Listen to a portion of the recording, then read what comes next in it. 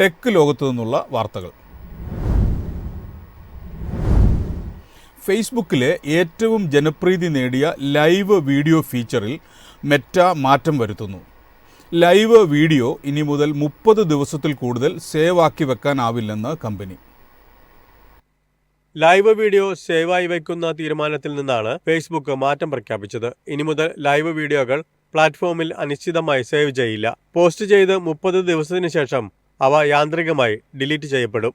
ഉപയോക്താവ് സ്വമേധയാ ഡിലീറ്റ് ചെയ്തില്ലെങ്കിൽ ലൈവ് വീഡിയോകൾ കാലാകാലം സേവ് ചെയ്യുന്ന മുൻ നയത്തിൽ നിന്നുള്ള പ്രധാന മാറ്റമാണിത്. നിലവിലെ പുതിയ തീരുമാനപ്രകാരം 30 ദിവസത്തിൽ കൂടുതൽ പഴക്കമുള്ള ഏതൊരു ലൈവ് വീഡിയോയും FB അക്കൗണ്ടിൽ നിന്ന് നീക്കം ചെയ്യപ്പെടും. എന്നാൽ ഇത്തരം പഴയ വീഡിയോകൾ ഇല്ലാതാക്കുന്നതിന് മുമ്പ് ഫേസ്ബുക്ക് ഉപയോക്താക്കളെ ഇമെയിൽ വഴിയോ ഇൻ ആപ്പ് പോപ്പപ്പുകൾ വഴിയോ അറിയിക്കും. ഉപയോക്താക്കൾക്ക് അവരുടെ പഴയ ലൈവ് വീഡിയോകൾ ഡൗൺലോഡ് ചെയ്യാനോ കൈമാറാനോ 90 ദിവസത്തെ സമയവും ഫേസ്ബുക്ക് നൽകുന്നുണ്ട്. 2025 കണക്കനുസരിച്ച് 3.07 ബില്യൺ പ്രതിമാസ സജീവ ഉപയോക്താക്കളാണ് ഫേസ്ബുക്കിനുള്ളത്. കൂടാതെ 2.11 ബില്യൺ പ്രതിദിന സജീവ ഉപയോക്താക്കളുമുണ്ട്. News desk MyFin TV.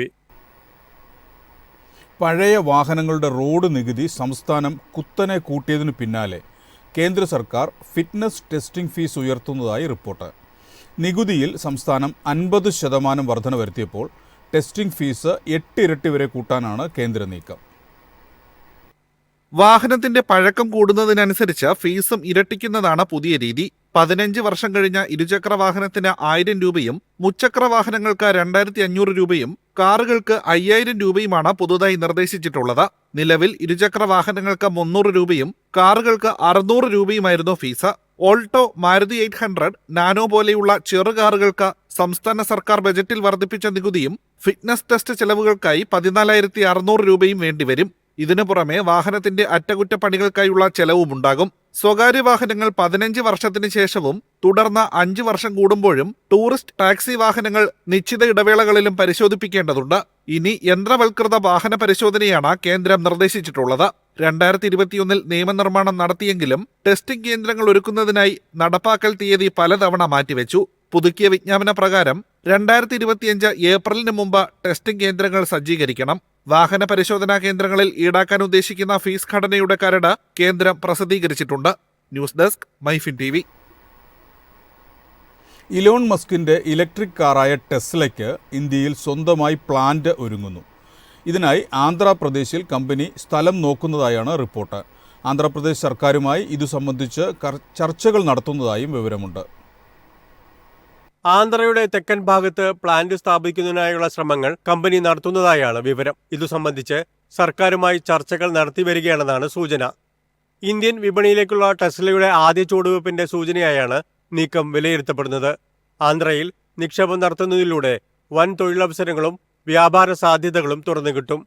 Nellore ജില്ലയിലും തിരുപ്പതി ജില്ലയിലെ ശ്രീ സിറ്റിയിലും അനന്തപൂർ ജില്ലയിലെ കിയ ക്ലസ്റ്ററിനടുത്തും മുൻകൂട്ടി ഏറ്റെടുത്ത ഭൂമി സംബന്ധിച്ച ചർച്ചകൾ അവസാന വട്ടത്തിലാണ്. കമ്പനിക്ക് അനുകൂലമായ നിലപാടായിരിക്കും സംസ്ഥാനം സ്വീകരിക്കുകയെന്നാണ് സൂചന. നേരത്തെ മഹാരാഷ്ട്രയും ഗുജറാത്തുമാണ് പരിഗണനയിലുണ്ടായിരുന്നെങ്കിലും ഭൂമി ഏറ്റെടുക്കലും പുനരധിവാസവും സംബന്ധിച്ച് അന്തിമ തീരുമാനമുണ്ടായിരുന്നില്ല. ആദ്യഘട്ടത്തിൽ കാറുകൾ ഇറക്കുമതി ചെയ്തുകൊണ്ടായിരിക്കും ടെസ്ലയുടെ ഇന്ത്യൻ വിപണി പ്രവേശം. News desk MyFin TV. Telecom മേഖലയിൽ നിരക്കുകൾ ഇനിയും പരിഷ്കരിക്കണമെന്ന് എയർടെൽ. കഴിഞ്ഞ ജൂലൈയിൽ സ്വകാര്യ കമ്പനികൾ ഒന്നാകെ ടെലികോം നിരക്കുകൾ വർദ്ധിപ്പിച്ചതിനു പിന്നാലെയാണ് ആവർത്തിച്ചുള്ള എയർടെല്ലിന്റെ ഈ പ്രതികരണം. ജിയോ കഴിഞ്ഞാൽ രാജ്യത്ത് ഏറ്റവും അധികം വരിക്കാരുള്ള ടെലികോം കമ്പനിയാണ് എയർടെൽ. മേഖലയിൽ നിരക്കുകൾ ഇനിയും പരിഷ്കരിക്കേണ്ടതുണ്ടെന്നാണ് എയർടെൽ ആവർത്തിച്ച് ആവശ്യപ്പെടുന്നത്. കഴിഞ്ഞ ജൂലൈയിൽ സ്വകാര്യ കമ്പനികളൊന്നാകെ ടെലികോം നിരക്കുകൾ വർദ്ധിപ്പിക്കുകയും അതിന്റെ നേട്ടം ഇപ്പോൾ കമ്പനികൾക്ക് ലഭ്യമാകുന്നുമുണ്ട്. എന്നാൽ ഈ പരിഷ്കരണം പോരെന്നും ഇനിയും വർധന ഏർപ്പെടുത്തേണ്ടതുണ്ടെന്നും എയർടെല്ലിന്റെ വൈസ് ചെയർമാനും മാനേജിംഗ് ഡയറക്ടറുമായ ഗോപാൽ വിറ്റൽ പറഞ്ഞു. 2025 സാമ്പത്തിക വർഷത്തിലെ 3-ാം പാദത്തിൽ ഓരോ ഉപയോക്താവിൽ നിന്നുമുള്ള ശരാശരി വരുമാനത്തിൽ സ്ഥിരമായ വർധനയോടെ ഭാരതി എയർടെൽ ശക്തമായ പ്രകടനം കാഴ്ചവെച്ചു. എയർടെല്ലിന്റെ ഈ മുന്നേറ്റം സ്ഥിരീകരിച്ചതിനൊപ്പമാണ് വീണ്ടും നിരക്കുകൾ പരിഷ്കരിക്കേണ്ടതുണ്ടെന്ന വാദം എയർടെൽ MD മുന്നോട്ട് വയ്ക്കുന്നത്. ലോകത്തെ മറ്റ് പല രാജ്യങ്ങളിലും ടെലികോം നിരക്കുകൾ ഇന്ത്യയിലേക്കാൾ വളരെ കൂടുതലാണ്.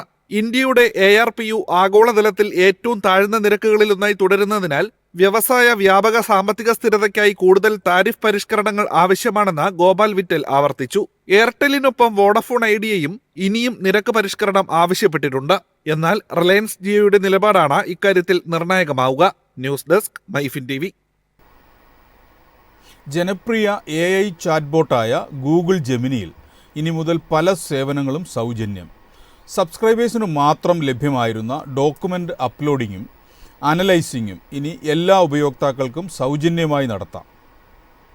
ഗൂഗിളിന്റെ സ്വന്തം ഉൽപ്പന്നമായ ജെമിനി ഇതിനകം തന്നെ ഏറെ ജനസ്വീകാര്യത നേടിയിട്ടുണ്ട്. ChatGPTക്ക് വെല്ലുവിളി ഉയർത്തിക്കൊണ്ടാണ് ഗൂഗിൾ ജെമിനിയുടെ കടന്നുവരവ്. ChatGPTയുടേതിന് സമാനമാണ് ജെമിനിയുടെ പ്രവർത്തനമെങ്കിലും ഗൂഗിൾ ജെമിനിയിലെ പല ഫീച്ചറുകളും സബ്സ്ക്രിപ്ഷൻ ചെയ്യാത്തവർക്ക് ലഭ്യമായിരുന്നില്ല.